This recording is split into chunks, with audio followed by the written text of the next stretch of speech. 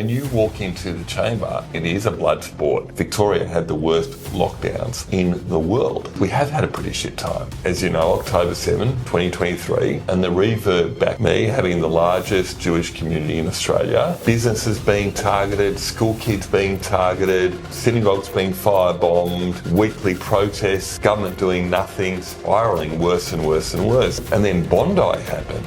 It's been really, really hard. It's been probably the most tumultuous time for us and our party. You're like a startup, talking to real people about real problems. We've got debt, we've got corruption. One flag before I was born. I mean, we've got to get some 5 flags since I was born. There you go. It's not just about winning. The thing that we've lost over recent years is... Good evening. Great Citizens. down and out. Never surrender. He's done it. Famous victory. We're going to come back. Turn to glory.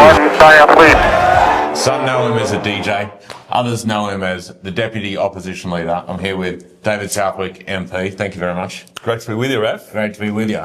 And talking about that DJ point, I think that that's a very interesting topic that people don't often get to hear about when it comes to the journey of how you actually become an MP from whatever side of business you came from. So tell us a little bit of that story. Yeah, interesting you say that because somebody referred to me today at a community event as Disco Dave.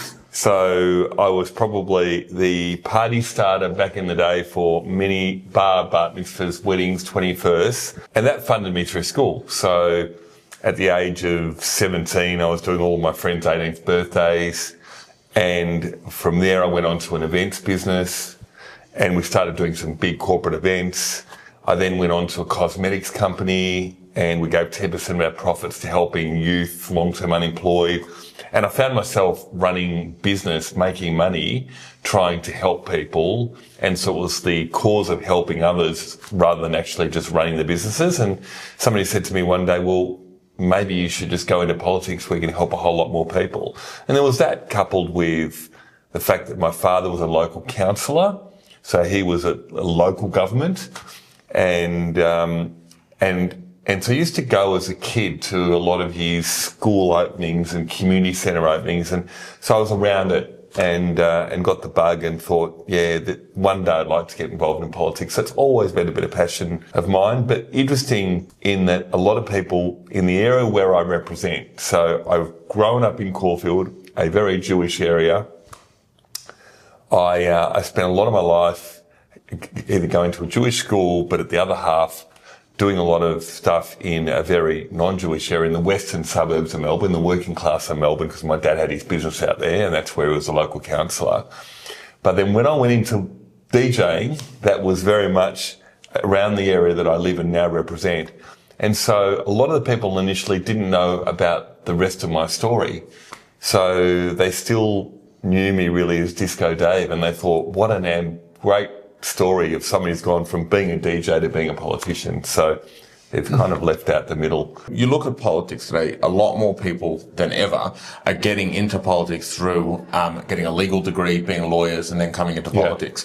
Having a business career and then also working within an organisation where you're helping others. What sort of difference do you think that brings to the table, and how much do you think that that's important that people still continuously do that from the business sphere? I think no matter whatever you represent in terms of politics, whatever country, whatever tier of politics, you need to be representative of the people.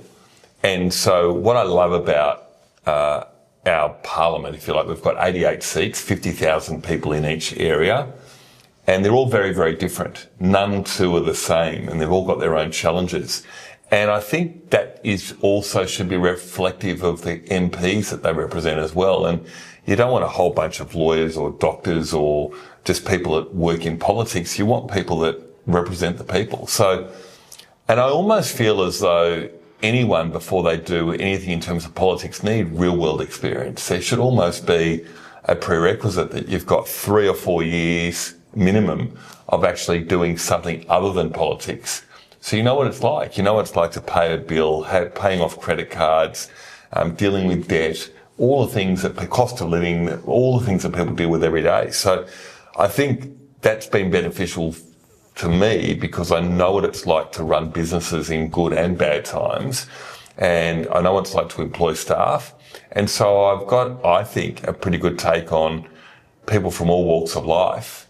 And so therefore when I'm making policy, I'm thinking about people first and foremost. Having served in the Parliament now for over a decade, you would have seen a lot of policy be formed and proposed a lot of policy. Yeah. How much of an advantage is it to have people like yourself who come from the business world, but also to have that balance of power of working class people, also bricklayers, or even may we say the word union people? No, look, it's got to have everyone. Yeah, it's absolutely, we should have everyone involved and represent. I think that's so important.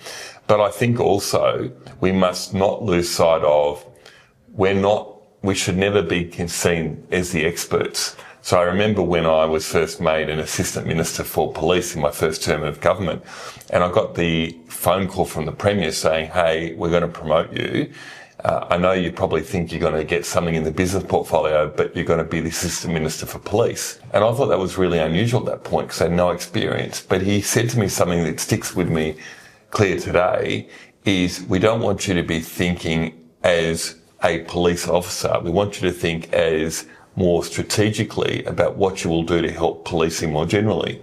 And so it's the approach of managing or running an operation to give the resources and the skills and the strategy around whatever the portfolio and the expertise is. So I've always approached things like that. But I think coming back to the point of you want to be able to have different people from different walks of life that are in the mix and representative of the people that makes a truly good parliament. And I think opposition is always really good in terms of being able to have a credible opposition. And I've always felt, and this is really interesting, I suppose, because most of my political life has been in opposition, but I'm pretty true to this because I've been involved in entrepreneurship and startups where you're starting from nothing. I think the biggest amount of policy change is made from opposition, not from government. When you're in government, you're implementing the ideas that you've bought from opposition. And in opposition, you don't have the bureaucracy around you. You're like a startup. You're talking to stakeholders, real people about real problems. You're coming up with the ideas, and then finally we've got election in November, as you know. So when we win, then we get the chance to be able to implement the ideas that I've spoken, not to bureaucrats, but real people with real problems. One thing which is different about Australian politics, maybe to almost anywhere in the world, is question time. It's what makes it a contact sport, and definitely means that you have to be across your deck because otherwise you're going to get hammered over there. You make a great point. The actual Parliament itself, it's like a footy field, right? So you might be having a beer with your opposition, not necessarily before, but after the game or before the game. Definitely not before. Not before, not in Parliament, right? But then also when you walk into the chamber, it's on. The government have chosen to stand with the Greens. I move by leave that this House condemns the Minister for Sport. For tourism. And we're back at the drawing board again, trying to fix the mess that this government has created. The member for Richmond has spent 2 years inciting hate towards the Jewish community. Leave the chamber for an hour and a half. It's the game, it's the footy game. And you are fighting, it is a blood sport. It's a full contact sport in terms of there is all kinds of shouting and screaming and carrying on. I think, especially in the Victorian and the Australian Parliament, we're very parochial and vocal about standing up for what we believe is right. And so, yeah, it's really, really interesting to block some of that stuff out. And I think very interesting in terms of politics, and I get this a lot from people that come and visit the Parliament, is they can't believe that we're the ones making laws about how people should operate in their work life and everything else, but we probably break every rule in the book in terms of how one treats one another in the Parliament. So to anyone who's worried about the hate speech laws, you guys definitely know. Well, we copped a lot, right? And an interesting story in that I remember it was the sports and tourism minister, and it was during the lockdowns, and the racing minister as well. And he was getting up and speaking about something, and I was sledging him like there was no tomorrow. talking about, well, the people in the racing industry hate you and you wouldn't be invited to anything on Melbourne Cup Day, a big racing day. No one would want to see you because you've locked them down and you've shut down business and they hate you, absolutely hate you. And then I got up and he attacked me like there was no tomorrow. And so this massive fight between us, and we finished and walked out of the chamber, and I get into the lift and I turned around and there he was. And I kept thinking the whole time, this guy's never going to talk to me again. And he was just, "G'day Dave, what are you up to now?" And it was like nothing had ever happened. And it was just such a reminder to me that in many instances, what happens on the footy field stays on the footy field. And of course, you're fighting for what's right and you want to make sure you make your point, but you can't take it too personally because you've got to move on and deal with a bigger game.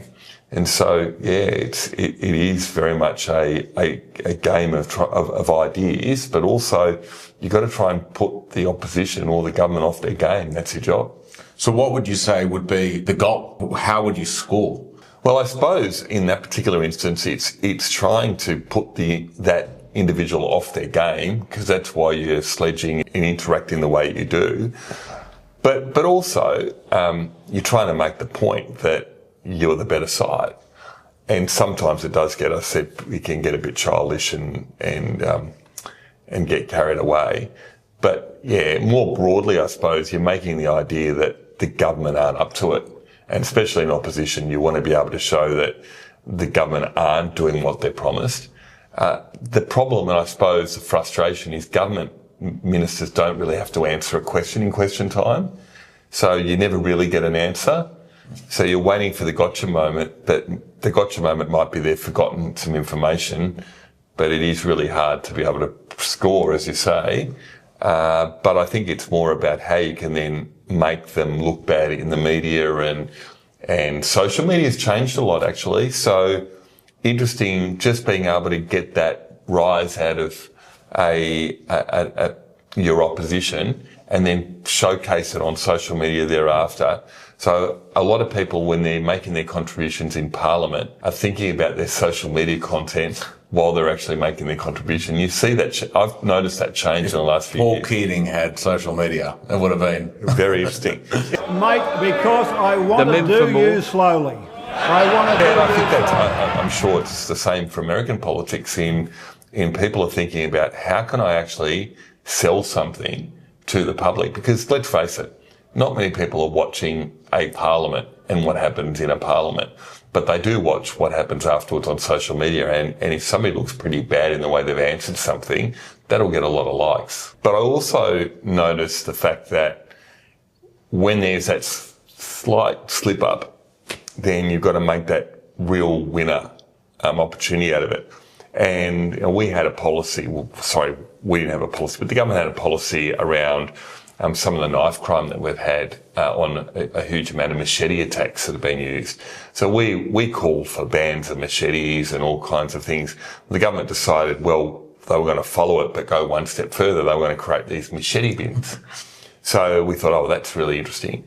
And then they spent $13 million on these machete bins. The $13 million machete bins, we've got to unveil them and cut a ribbon to say they're now open for business. Well, I'll tell you what, this is a government that has been sitting on their hands doing nothing. Now, we thought, well, we can have a lot of fun with this.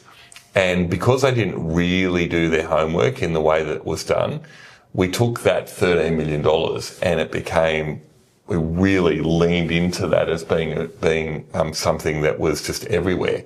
Labor has slashed $50 million out of the police budget in a crime crisis, and meanwhile has wasted $13 million on 40 machete bins, hoping that a crim's going to drop them off after committing a crime. We had a similar thing where the government were doing a rail project and they spent a few $1 million on pot plants, but they weren't actually buying pot plants, they were hiring them. So you had these pot plants that were being hired to make the offices look really good. And of course, we just thought that was a massive waste of money. So to make that point, we were carrying around pot plants through the parliament and doing social media videos to show people at home that this is a government that wastes money. And so I suppose governments try to be more and more methodical in hiding behind what they're doing and have something carefully managed and scripted. But I think the best things are being able to attack that in a very informal way. And I know you know about the one with the Commonwealth Games. So the government we were meant to host the Commonwealth Games right now. So, and the government made that a really big selling point leading into the last election. They said, we're going to build all this infrastructure for regional Victoria, and then we'll build some sporting facilities and all kinds of things. And then they realised it was going to cost a lot more than they actually anticipated. So they decided, rather than go ahead, they just cancel them. And to cancel cost $600 million. And so we made a really big deal about the cancellation. Everyone would. And as you can imagine, and to make it the best way possible, our social media thing that went absolutely bunter was my colleagues, we all did a mock Commonwealth Games at an athletics track. Today would have been the opening ceremony for the Commonwealth Games here in Victoria. First event, the running out of money relay. Using different events, and with those events showing that how much money is being wasted and how the government don't kind of look after things. And I suppose what I've noticed is because people are really short on time, and this is probably your world as well, that things need to be very visual and tangible. And that's where you can articulate a message really well by having a bit of fun. Your mindset was talking about some of the positive or the fun ways in which you've gone about some of these very serious issues, because $13 million for some bins, it was absurd to everyone's mind. The Commonwealth Games situation is a travesty. We spent yesterday walking around meeting a few businesses that are talking about how hard they're struggling. Yeah, absolutely. So how do you deal with that balance of trying to keep an upbeat feel? Is that almost an Aussie thing? Is that a mindset that you've done internally, or is that just the natural way that you've gone about it? So that's, again, a really good point. And especially in opposition, you tend to be very critical and very negative all the time. And you don't want to spend your life being negative and critical. And especially all politics is local. And the thing that I love about being a local member is they've got so many wonderful things that happening in our community each and every day. And you're part of it. And even though you don't necessarily have the checkbook being in opposition, you can really advocate for something and get it done and then be part of that solution. So that's the real positive. That's what keeps me up every day. That's what gets me going every day is the fact that we can do really good stuff and help people. I just left here, a guy was literally sleeping on the streets, homeless, and trying to deal with that, trying to help this guy find a roof over his head for tonight. So it's really granular in what we can do. The flip side is we have had a pretty shit time, especially here in Australia and in Victoria. I mean, we all dealt with COVID. We all dealt with lockdowns right around the world. Victoria had the worst lockdowns, the longest lockdowns, the most severe lockdowns in the world. We ran very much the closest thing to a police state that anyone has ever seen. We had curfews in which police, if you were out over a certain time at night, you would be fined and potentially, locked up. So we had parks, kids' playgrounds that were chained up, so kids couldn't go to a playground. We had the most serious, as I say, lockdowns, and that was very, very traumatic. And for the length of lockdowns. Yeah, more than that, right? So we had the longest lockdowns, the most severe lockdowns. But even then, as the local MP, I remember the Friday night after 5 p.m. sitting at my computer and getting an email from the Premier's office to say, you will not be able to go back to your office as a local MP. And people had already left. They didn't even have their laptops with them. So it was kind of, you have to work from home even as an MP. And then a few of us started ringing around and said, this is nuts. I was dealing with at the time, I had a phone call, someone on hold and an email. Somebody was dealing, it's pretty tragic, but the one was dealing with somebody that was stuck overseas. There were issues that somebody was dying. It was like really serious stuff that was happening. And I couldn't have done that from home. So we reacted to a point where we just said, no, we're coming to work. And so finally the government caved in and we were able to work from the office and have our staff at home, but the MPs would come in, answer the calls and work during the lockdown periods. But that was very traumatic. And I remember the kind of decisions that we were dealing with every single day, and you'd come home 10 o'clock every night exhausted. And this went on for nearly 2 years, right? So I thought after that period that I'll never experience that thing again. And it gives me PTSD even thinking about that. It was one of the worst times ever that we all dealt with, but, everyone had their issues, but as a member of parliament, we didn't have too many people that we could talk to. We just had to support everyone else.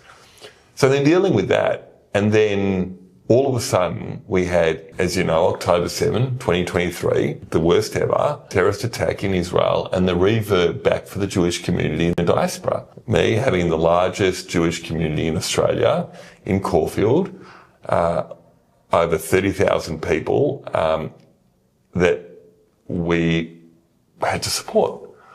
And so that kind of set me back into that mode where I was after COVID, even more so. So it was the threats, the hate, businesses being targeted, school kids being targeted, synagogues being firebombed, and it was all just happening and just spiralling worse and worse and worse. Weekly protests, government doing nothing. And I remember so many things, and it was, we've got a very well organised Jewish community, but it seemed like all roads led to their local MP. And I was getting calls every day and dealing with stuff every day and trying to organise logistics of peace rallies and vigils and all that stuff where it was just, they expected me to organise it. And we did it. And, but it was exhausting. And I remember just after going through months of just going around the community and hugging people, giving them the energy, but I got to the point where I was out of hugs. There was only so much love you could give people, and you just go home and you just collapse. Just think, how, and you have to get up the next day and deal with it again. And then Bondi happened, which was the next level. And then we saw Bondi, which was in Sydney, we're in Melbourne. But then there were a lot of people from Melbourne affected, and going up to Sydney with the Russian Jewish community, which it was a Russian synagogue that was impacted, that organised Bondi. So I was with the Russian community in Melbourne, and then visiting people that lost loved ones, going to the hospitals, seeing people that, lost their father and they were shot themselves, and just experiencing all of that. And it was just like trauma after trauma after trauma. So it's been, this is really localised, and this is obviously being a Jew, but being representative of other Jews, and then having to deal with that, and then having to translate that to other Jews. So it's been really, really hard. First of all, that statement is just really, you gave me goosebumps while you were going through that timeline. I think a lot of people think about the since COVID era, especially as Jews, who literally have had those jumps, but you've sat in leadership position throughout all of that. And that intensity, I just, want to acknowledge how serious that is. And I want to ask, you mentioned earlier about the battle in Parliament, some of the intensity you have across the aisle, yet you still have to find a way to be mates. And you spoke to that other MP in the lift.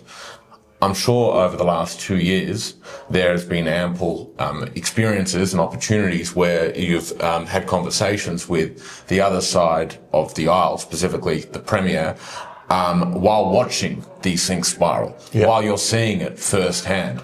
How is this issue of protecting Jews, which, it is pretty bloody clear what Jews are going through in Australia right now, how has this issue been different when you're speaking to them relative to other issues? So two things. So firstly, by and large, members of Parliament from the two major parties and the government, being Labor, have been very sympathetic to me as a Jew.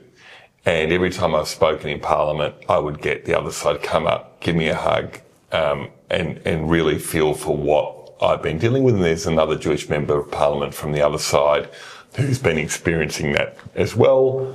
But I think, it'd be fair to say, because I'm representing the largest Jewish community, it's a little bit different in terms of the weight that I'm carrying. So I get that respect and that understanding. I can't say the same about the Greens. So the Greens, who are the most anti-Semitic party, they're more than just an environment party, they're just a hateful party. Apparently looking after the environment, blame the Jews. I'll give you two parts and then I'll get to the overall thing that you asked me, but I think it's really important. So one of the things that happened earlier on, when we had some of the families of the hostages come to our Victorian Parliament, they went through a traumatic, horrible thing. Two things happened. Firstly, we had them in talking to members of Parliament about their family that have been held hostage by Hamas, and they were going through everything else. We had, again, one of these Greens members wearing a keffiyeh, going past the room and taking a photograph, and just so hostage families. Right. So that was just so insensitive. That's the nicest way to put it.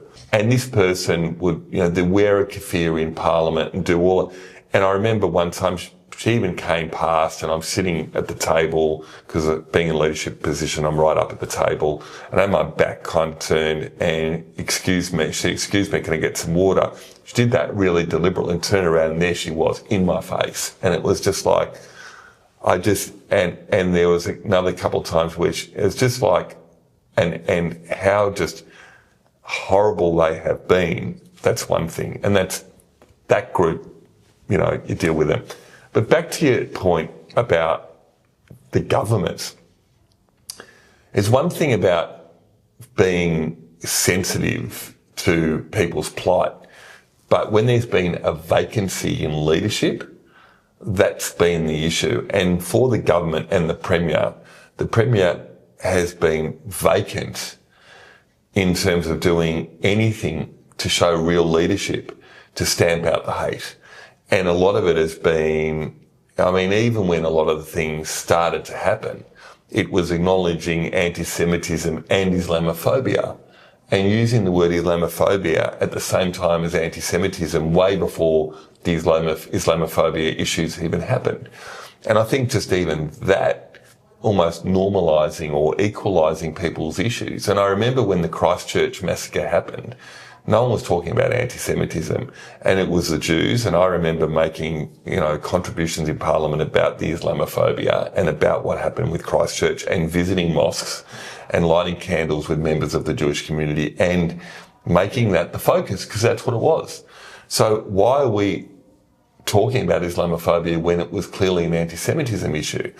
And why were we allowing these people to hate on our streets with weekly protests with no consequences, where other states had permits? We had none of that. And it was like the government saw themselves. And I remember the Premier mentioning to me that she felt like she was in a tinderbox of not being able to really do anything because she was being hit from all ends. And leadership sometimes is about making the hard and tough decisions. And our Premier couldn't make the tough decisions of really showing consequences, standing up and legislating. And it's all very well to do things after the effect, but you've got to do things and stand up when it counts. And when we had people coming out on November the 10th, hunting Jews on the Sabbath after a burger shop was burnt down by what was then afterwards found they were certainly not Jews. They were actually, I won't even talk about who they were, but they weren't Jews, right? Far from it. But Jews were blamed for burning down a store because it was owned by Muslims. So the response was, let's go and target Jews on the Sabbath. What happened with that? Nothing. That was allowed. That was okay to go and target Jews on the Sabbath. Rocks were thrown, all kinds of things. Had to close a service on that Friday night. And it kind of just went from there, from bad to worse. How much do you think that is an issue of the Jewish community is a small community, doesn't have the major voting bloc, whereas some of the other communities who are being vocal could potentially vote these members out of office, and that being the fear rather than looking after the first responsibility, which is the people. Has everything to do with that. Has everything to do with that. And I think about it, the vacant leadership that we've had at state and federal level in this, that have allowed things to happen. And now we do have Islamophobia. But we have it because this government hasn't stood up to people. By and large, it's from the left. It's from the far left students that have been manipulated to such a way to blame Jews for everything. And if they would have stomped on that when it happened, we wouldn't have the consequences of what we have now. And so if you think about the rise of Pauline Hanson, which is all about immigration, and it's pretty much saying, well, blaming Muslims for all of it. It's absolutely extremist. Muslims have no place. Just as by and large, most extremists that want to belt up people because of who they have no place.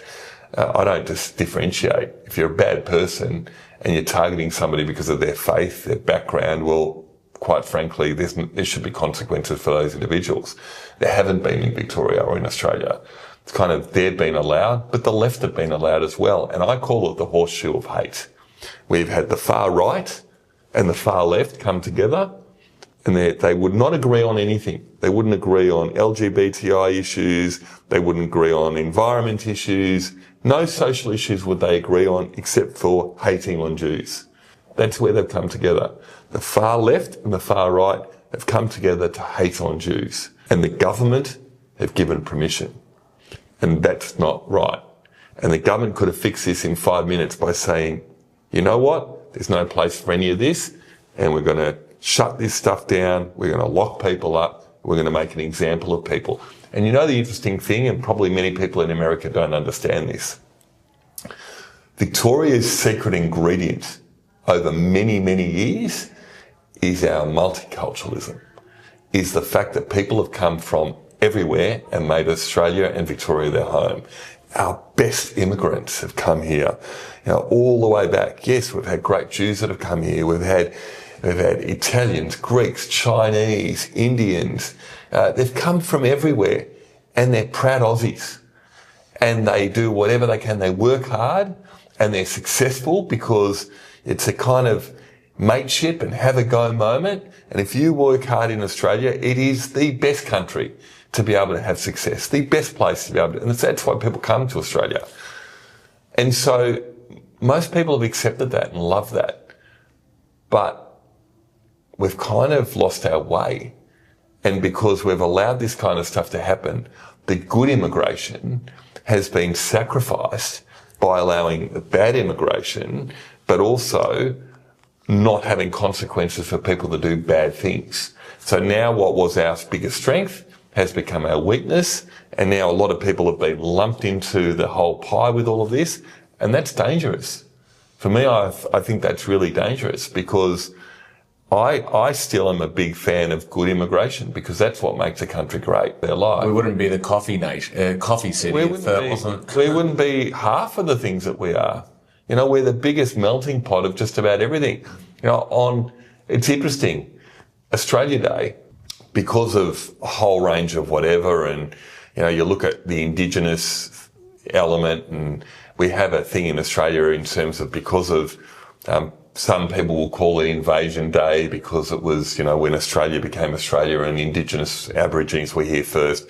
Well, that's something we've got to deal with, but we also need to get over the fact that we've got to be proud of who we are as a nation, right? And it's our Indigenous history, but it's also our immigration, and it's everyone together that's making Australia great.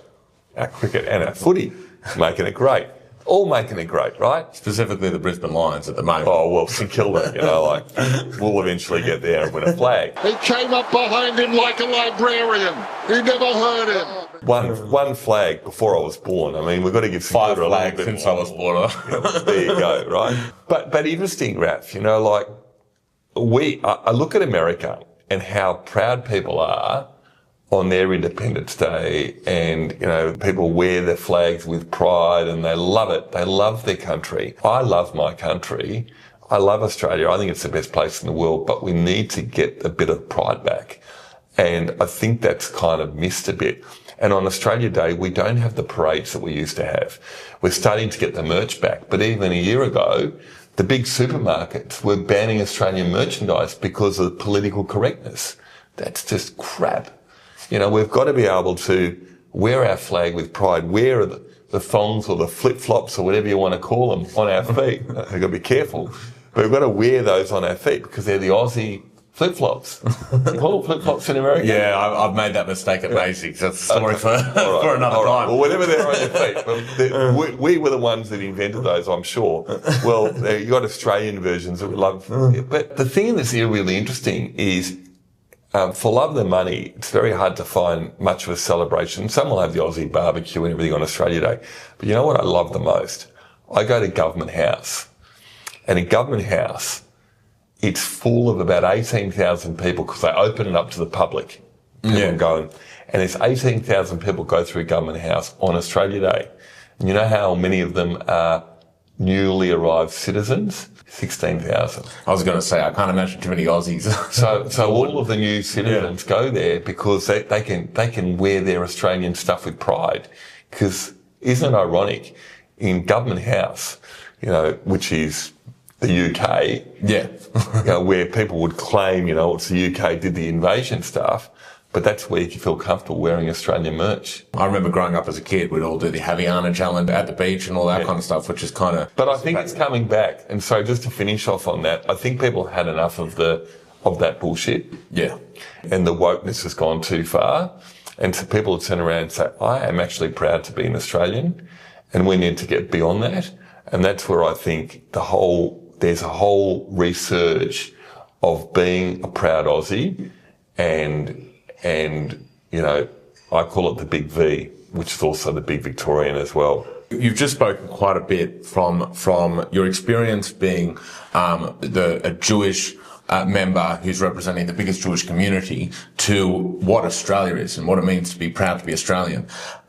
In your role, you obviously have a lot of constituents who aren't Jewish. So how, especially over the last 2 years, have you balanced your responsibilities to the full constituency and ensured that it doesn't become too Israel Jewish? Oh, that's so important. That's so important. So as a member of parliament, you've got to be thinking about everybody. And also as a shadow minister, which means I have responsibilities in specific portfolios, you need to represent that. So up until recently, I was the shadow minister for police. We have had a crime crisis, so I've had to be really at the front and centre of driving a lot of policy and ideas and highlighting the problems there. Every day delay is another day that risks the lives of Victorians due to knife crime. I'm currently Shadow Minister for Housing, Planning and Building.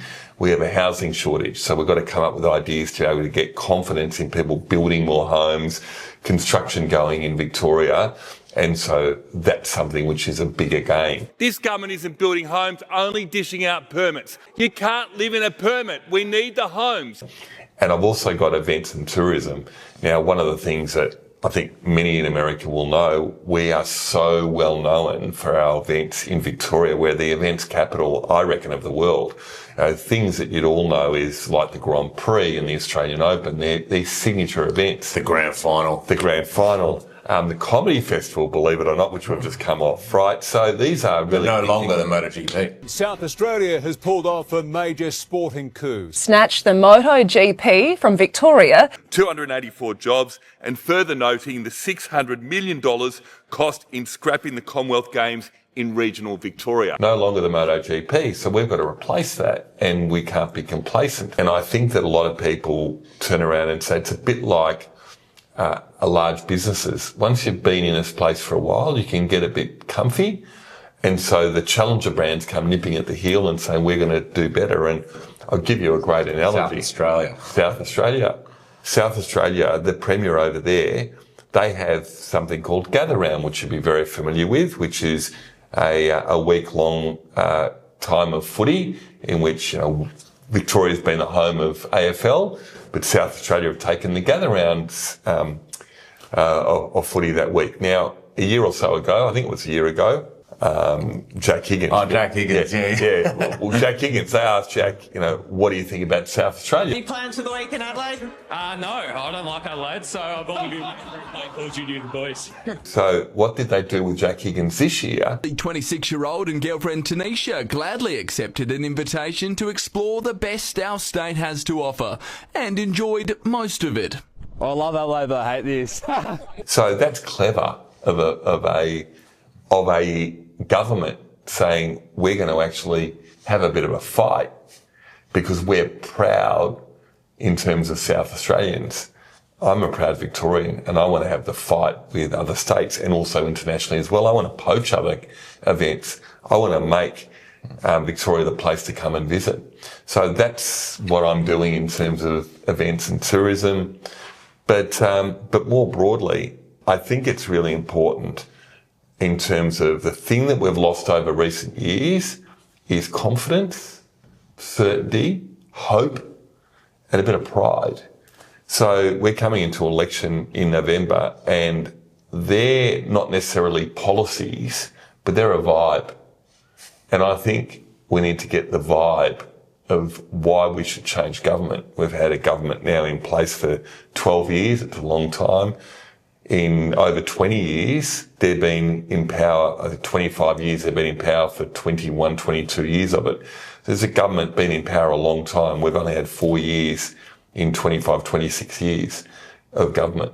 So we've got time for our chance. But I think policies are one thing, and we've been talking about, cost of living and crime and health and housing, getting more housing. They're all really important to ensure, you say, you've got a plan, you want to ensure that you've got affordability, and we've got debt and we've got corruption and, you've got the crime issues that we've been talking about.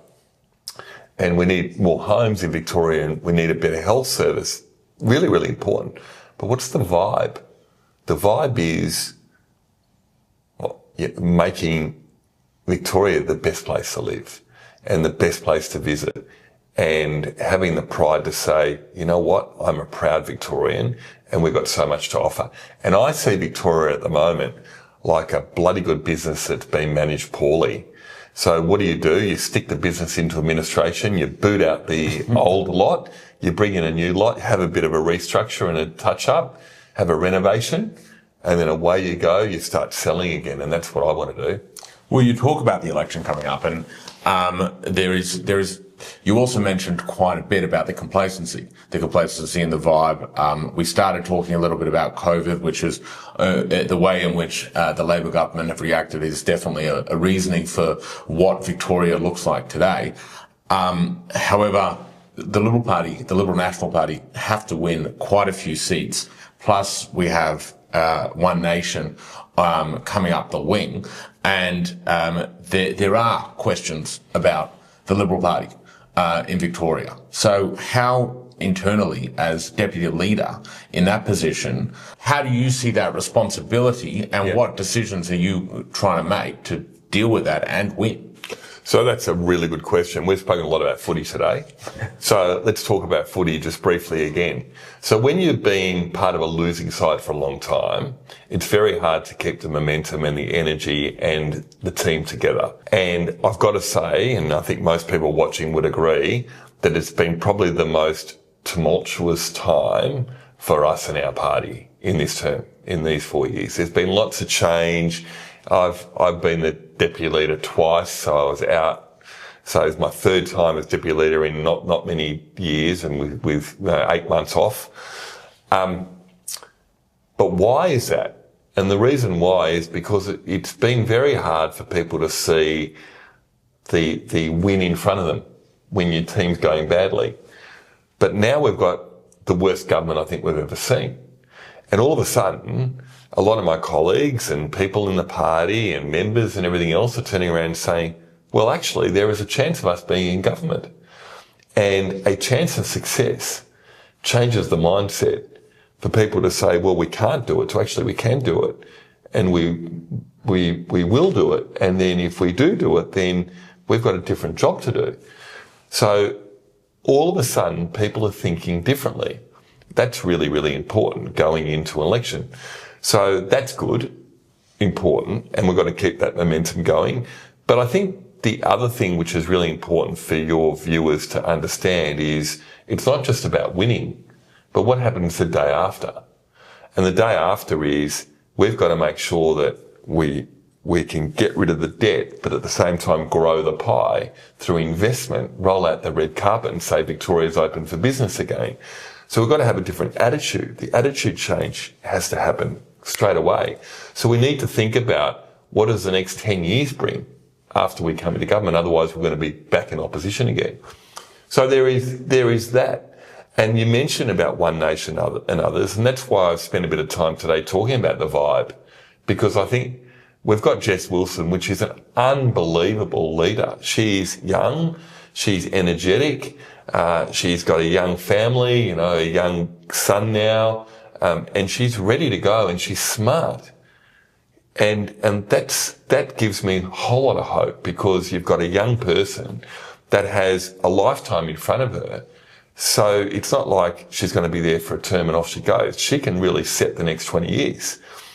But around her needs to be a team, and that's why we've got this vision. So we've got, as I said, the 4 pillars. But it does also need to be about the vibe and the confidence and the hope, because otherwise you can't bring people with you. And I think that's got to be the difference. Why is Pauline Hanson done well at the moment? She hasn't got the policies. And what is she going to do in terms of paying off debt? Where's her economic plan? Where's her plan in terms of dealing with the crime at the moment? Where's her plan in terms of dealing with housing and the housing shortage or health? She doesn't have any of that. She's got a vibe. But we've got both in terms of we've got the policies, but we also need to have the vibe to be able to say that, well, we can deliver, but we also know that we can bring people with us. So it's got to come together. And I think that finally people are starting to wake up, because they're so angry about the government at the moment. They want the certainty that we're going to win. So that's what the next 6 months need to be, about reinforcing time and time again, Liberals are ready to govern.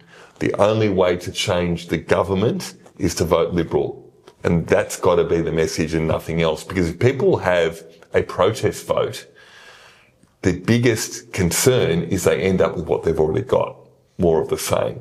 So we need to make people understand that, okay, you might want to go for a party, a minor party, because you want to protest. Careful what you wish for. The protest vote could end up with another 4 years of Labor. And at that stage, I think I'll be joining you on a plane out of here. The issue of Labor staying in is right in front of our eyes. There's no question about that, yet there's still a lot of support for Labor. So why do you think that support stays there, and how are you trying to work on converting some of those votes? Yes, I don't think it is. I think people are coming off Labor like flies. They just, it's a government that's, using the analogy a bit further, they just stink, right? So people are just saying they've got to get away from this lot. $15 billion worth of corruption. Or is it confidence? Do they have so much confidence that they... No, I don't think it is. I think that the government, they are making decisions because it's all about trying to hold on to power. Politics is all about people. And this government's stopped listening to people, and they're tired, and I think people see that. Now, it doesn't mean to say that everybody's like that. We've still got more work to do. But the government's in free fall at the moment. They've fallen off a cliff. I think now what we've got to do is we've got to keep the pressure up. But now it's the time for people, because they're looking over the fence, to say, well, what do you have to offer? So when it is about the 4 pillars, to ensure that we've got actually a plan, and when it is also about the confidence and the certainty, and you know what, if you break the law in Victoria and you have a young person that's coming to your home with a machete, well, they might get 1 chance, but they don't get 2. You know, they get locked up after they get 1 chance. We stick them to boot camp, and we take them out of an area where they might be amongst bad kids, and we give them a chance to get some skills. But if they mess up that stage, then how many more chances do they need? So that's the consequence that we don't have in Victoria. People need to know that there are boundaries, there are rules, there are consequences. We have a government at the moment that just, they've I want to say stop caring, But I just think that they just got no plan to go forward. They're stale. They're just tired and they've run out of ideas. So we've got to be able to present those ideas to say, you know what, we've got them. We know how to fix things. We know how to make you safe.